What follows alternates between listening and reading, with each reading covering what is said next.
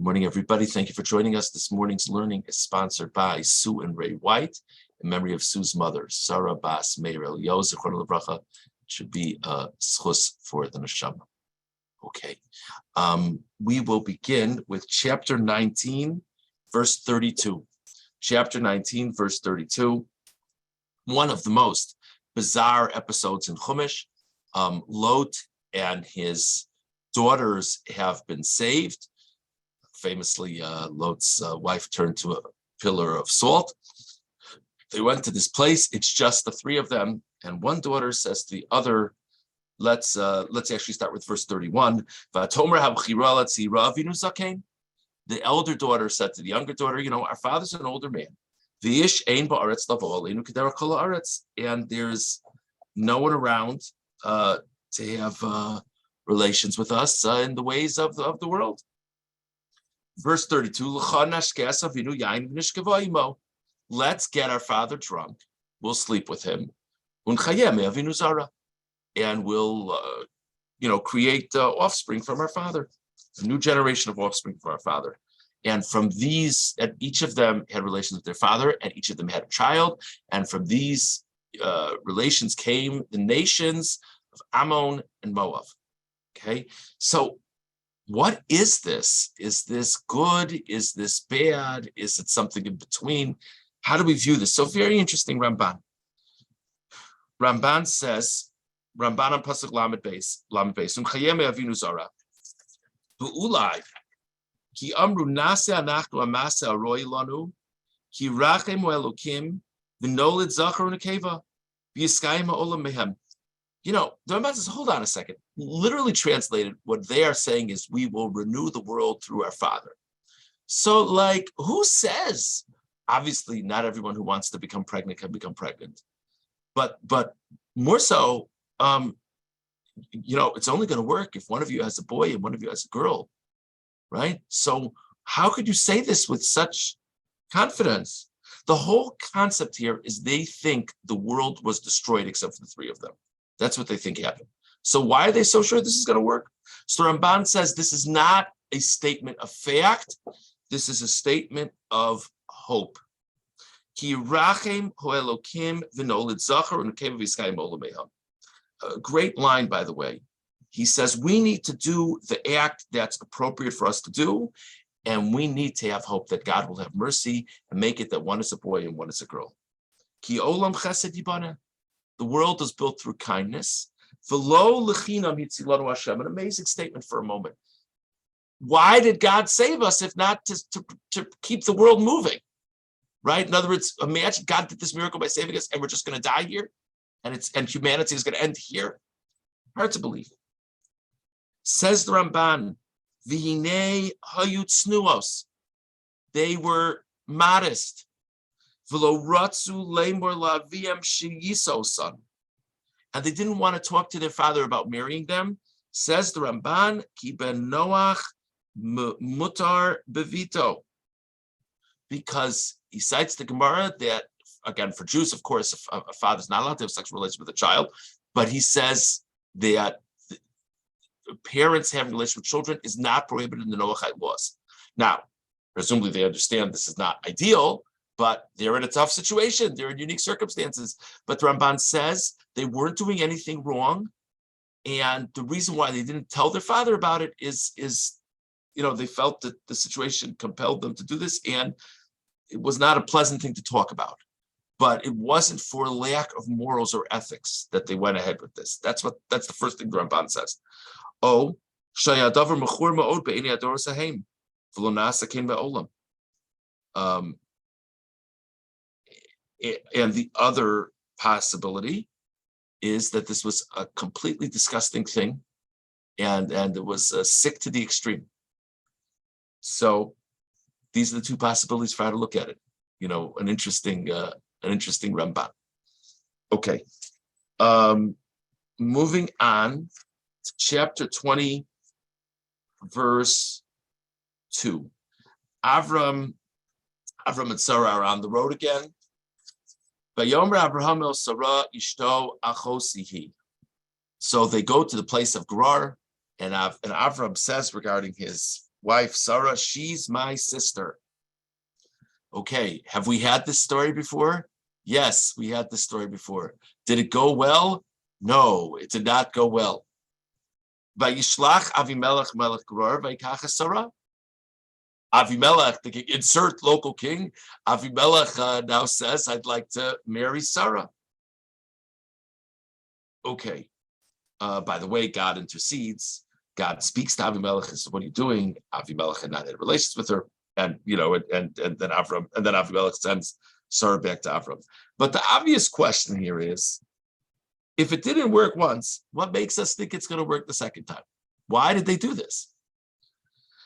Ramban on Pasuk Beis, Vayomer Avraham el Sarai shto achosihi, lo hayazeh kemo b'Mitzrayim.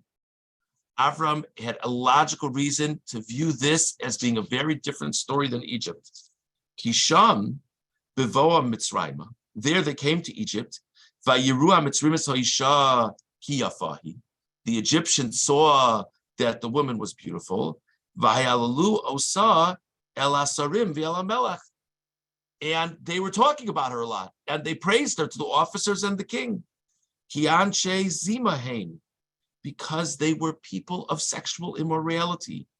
Hamelech hazeh tam v'yashar. This king was upright. Gam anashav tovim. His people were good. Rak Avram chashar osam vayomer lakol achosihi. Avram had suspicions of them, so he said, she's my sister. Ramban is saying something very interesting. The Ramban is saying that you see from the story, it's not the same story. In Egypt, Paro's men came and told, wow, there's this beautiful woman here, which already goes to tell you what the culture was like, right? So that didn't happen here. The people were much more refined here. Now, Avram was still worried. So Avram says, she's my sister.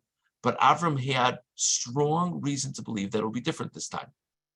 And this was sort of like an added precaution to say she was his sister. Now, another point that's really interesting. The Ramban says, Vayishlach Avimelech vayikach, hinezeh pele, shoysa Sarah acharei v'lo sa, yafa ad ma'od. This is amazing. She was no longer having menstrual cycles. She was in a different phase of her of physicality, and that she should be this remarkably beautiful woman. It's hard to believe. Yikchua hamalachim, that the king should take her. The story we had in last week's parsha was much earlier in their life. Paro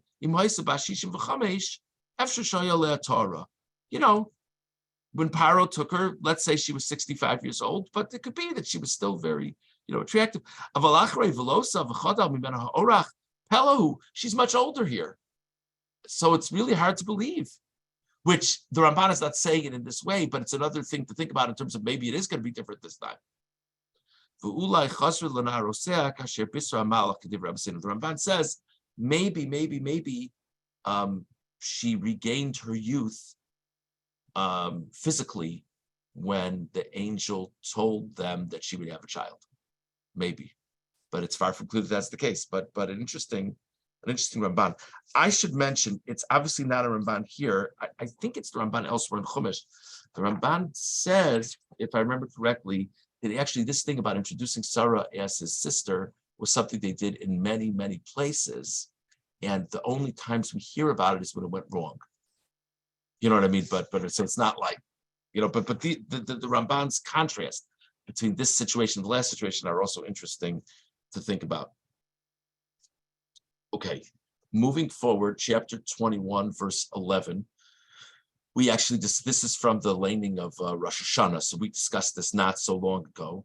And at 9:45, you'll all be emailed a test as to what we learned about it at the time. That was a joke. But we're going to skip some of the more classic things because I think we saw some of the classic stuff not long ago. But chapter 21, verse 11, Yitzchak has been born. Sarah sees Ishmael doing all kinds of inappropriate things with Yitzchak, which is a point, whether with Yitzchak, whether privately. This is a lot of discussion about what exactly is going on. And she says to him in verse 10, Sarah says to Avram in verse 10, Sarah says to Avram, expel this maidservant. I don't want this, I don't want this child of a maidservant inheriting along with my son Yitzchak. Got to get him out of the house. Send them off. Verse 11, Vayera hadavar ma'od b'nei Avraham, and this was very bad in the eyes of Abraham, al odos beno, regarding his son. Those last three words are a little difficult in the pasuk. I mean, she says, throw them out. It says, that was bad in the eyes of Abraham. I get it. Then it says, regarding his son. Yeah, it wasn't regarding what they were going to have for supper. It's regarding what it speaks about in the previous pasuk, which is that she says, expel him. So of course it's regarding his son. So let's see the Ramban. Ramban on pasuk Yud Aleph. Alo dos beno, she yatzul tarbus ra. First of all, he brings down Rashi, says a really interesting thing. What it means, he was disturbed about his son, is that he was disturbed to hear these things about his son. He was disturbed to hear Sarah's report about what Yishmael was up to. That's what it means. That's the first shot Rashi says. And the straightforward meaning that Rashi says is the fact that she suggested we should get rid of your son is what disturbed him. But I think, says the Ramban, the shot is the Torah wants us to the Torah is telling us something very positive about Avram here. If you Amar, it says, you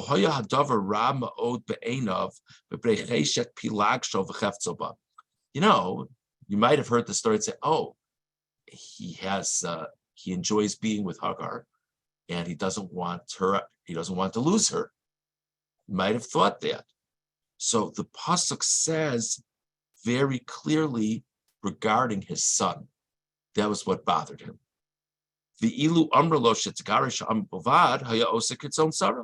Had she just said, we need to send Hagar away, he would have said, okay. But no, but it has to do with his son. He became very agitated and he didn't want to listen to what Sarah said. But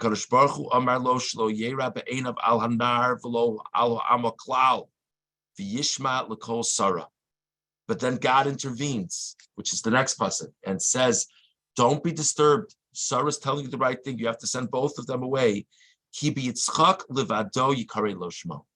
Because really the person who's going to carry the legacy of Avram into the next generation is Yitzchak and Yitzchak alone, not Yitzchak and Yishmael. And Yishmael will not be seen as the standard bearer for Avram.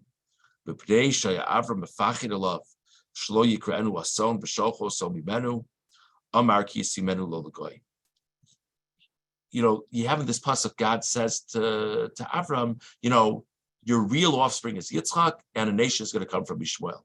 Why does he say a nation is going to come from Yishmael? I mean, he just got finished telling him your real offspring, the real one who's really your future is Yitzchak. So the Ramban says the pshat is that Avram is scared. Maybe Yishmael is just going to die out in the field. So God gives him assurance. Listen, you should know, not only is going to make it, the whole nation is going to come from him. Because in the end of the day, this is Avram's son. So Hashem says to him, it's correct. You need to send out Yishmael because Yitzchak is your future and everything you stand for, Yitzchak is going to represent. And Yishmael is going to compromise all of that. But please know that Yishmael is going to be okay as well, and a nation will come from him. That's how the Ramban explains the pasuk. Okay, I just want to say one thing very quickly, just outside. The Orach Chaim says that what upset Avram is Sarah refers to Yishmael. One of the pshatim he says is Sarah refers to Yishmael as the son of the maidservant, and he's disturbed that Sarah isn't seeing him as his son. So it was disturbing to him regarding his son. That's how the Orach Chaim explains the pasuk. So we discussed this morning the perspective of the daughters of Lot in terms of having relations with their father. We discussed some differences between the story of Abimelech and Sarah and the story of Paro and Sarah. And we discussed Avram's reaction to Sarah's instruction, Sarah's demand that Yishmael should be expelled from the home.